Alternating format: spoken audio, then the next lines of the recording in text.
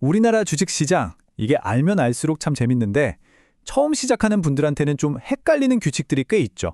아니 이거 왜 안 되지? 싶은 순간들이요.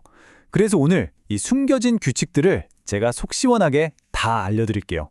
이런 경험 다들 한 번쯤은 있으시죠? 와, 지금이다 싶어서 바로 사려고 하는데 어라? 매수 버튼이 아예 안 눌리는 거예요. 마음은 막 급해 죽겠는데 화면은 그냥 그대로고 진짜 답답하죠. 아니면 이런 경우도 많아요. 내가 가진 주식이 막 30%까지 쭉쭉 오르는 거예요. 너무 신나죠. 그런데 어느 순간 딱 하고 보이지 않는 벽에 막힌 것처럼 더는 안 올라가요. 아니 여기서 더 갈 수 있을 것 같은데 하는 아쉬움이 들죠. 그리고 이건 진짜 당황스러운 순간인데요. 아무런 예고도 없이 갑자기 모든 거래가 멈춰버리는 거예요. 뭐지? 내 컴퓨터가 고장났나? 싶고 시장에 도대체 무슨 일이 벌어지고 있는 걸까요? 자, 방금 말씀드린 이 답답한 상황들이요. 이게 사실 시장이 뭔가 잘못돼서 그런 게 아니에요. 오히려 우리 같은 투자자들을 보호하려고 아주 정교하게 설계된 일종의 안전장치 같은 거라고 보시면 됩니다. 시장의 안정성을 위한 핵심 규칙들이죠. 그럼 첫 번째 규칙부터 한번 알아볼까요? 여러분이 제일 궁금해하셨던 거, 왜 주가가 더 안 오르지? 했던 그 보이지 않는 벽에 대한 이야기입니다. 그 정체는 바로 일일 가격 제한 폭이라는 규칙이에요. 우리가 보통 상한가, 하한가라고 부르는 게 바로 이거죠. 말 그대로예요. 하루 동안 주가가 움직일 수 있는 폭의 한계선이라는 뜻입니다. 그리고 우리나라 시장에서 그 숫자는 바로 플러스 마이너스 30%입니다. 어떤 주식이든 어제 마감된 가격을 기준으로 하루에 30%를 넘어서 오르거나 내릴 수는 없다는 거죠. 딱 정해져 있어요. 자, 이 표를 보시면 훨씬 이해가 쉬울 거예요. 간단하죠? 어제 10,000원에 끝난 주식이 있다고 쳐볼게요. 그럼 오늘 아무리 엄청난 뉴스가 터져도 이 주식은 13,000원이 끝이에요. 더는 못 올라가요. 반대로 무슨 악재가 터져도 7,000원 밑으로는 절대 떨어지지 않게 딱 막아주는 거죠. 그러니까 이 규칙의 핵심은 바로 이거예요. 이게 그냥 답답한 제한이 아니라 이상한 소문 하나 때문에 주가가 하루아침에 반토막 나는 그런 극단적인 상황을 막아주는 거예요. 투자자들이 공포감에 휩싸여서 막 던지는 그런 비이성적인 판단을 막아주는 아주 중요한 보호장치인 셈입니다. 다음은 시간에 대한 규칙입니다. 지금은 왜 거래가 안 되지?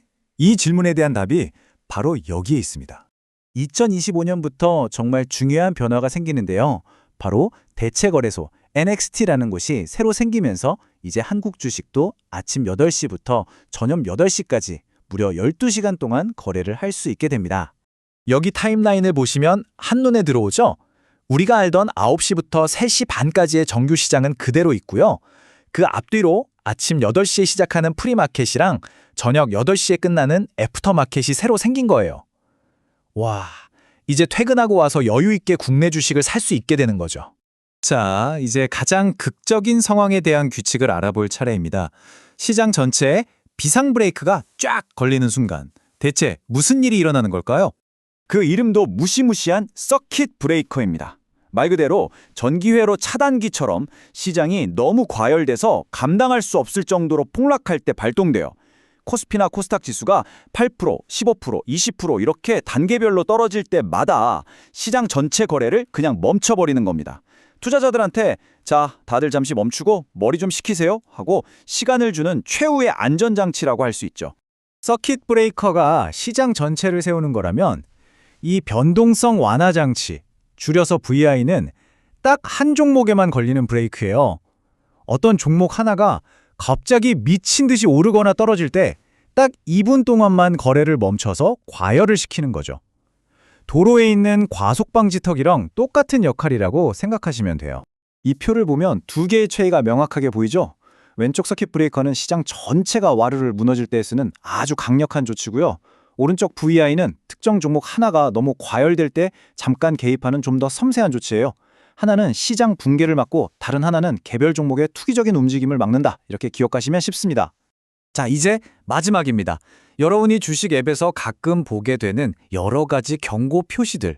이게 대체 무슨 뜻인지, 이 신호들을 읽을 줄 아는 것도 정말 중요합니다. 거래소는 주가가 단기간에 너무 이상하게 급등하는 종목들한테 3단계로 경고를 보내요. 주의 딱지로 시작해서 상태가 더 심각해지면 경고, 그리고 가장 위험한 단계가 바로 위험 딱지입니다. 이런 표시가 붙은 종목은 뭔가 투기 세력이 개입했을 가능성이 높으니까 정말 조심해서 접근해야 합니다.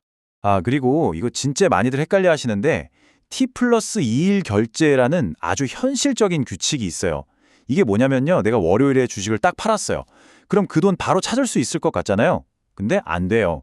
실제 현금이 정산돼서 내 계좌에서 인출이 가능해지는 건 이틀 뒤, 즉 수요일이거든요. 이걸 꼭 기억해 두셔야 나중에 당황하지 않으실 거예요.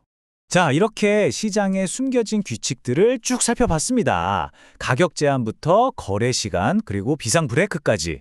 이제는 이런 규칙들이 그냥 우리를 귀찮게 하는 장벽이 아니라 시장의 안정과 우리 투자자들을 보호하기 위한 아주 정교한 안전장치라는 걸 좀 이해하게 되셨을 거예요. 그럼 마지막으로 이 질문을 한번 던져보겠습니다. 과연 이 규칙들은 여러분에게 든든한 안전망일까요? 아니면 성가신 장벽일까요? 그 판단은 여러분의 몫입니다.